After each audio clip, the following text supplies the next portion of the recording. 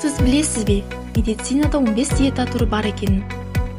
Науқастарға осы 15 түрлі диетаны қолдану арқылы ауруынан айықтыруға болады. Диета номер 1 А, Б. Асқазан жарасы 12 елішек алуында. Диета номер 2 жедел гастритте.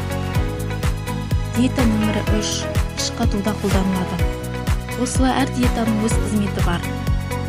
Енді диетаның құрамына келсек, стол номер 1 сүтті, көкөністі тағамдар, дәнді дақылды сорпа, буға піскен ет, балық, қайнатылған тауық еті, пісірілген жұмыртқа, кептірілген нан, жеміс-жидектер, шырындар, шай және тағы басқалар.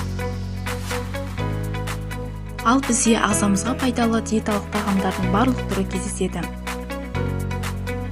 Зиянды тағамдардан аулақ болып, диеталық тағамдар жеуге көшейік. Ауру астан демекші. Ауырып ем іздегенше ауырмайтын жол ізде. Ал олай болса, біздің асханамызға келіп, диеталық менюге тапсырыс беріңіздер.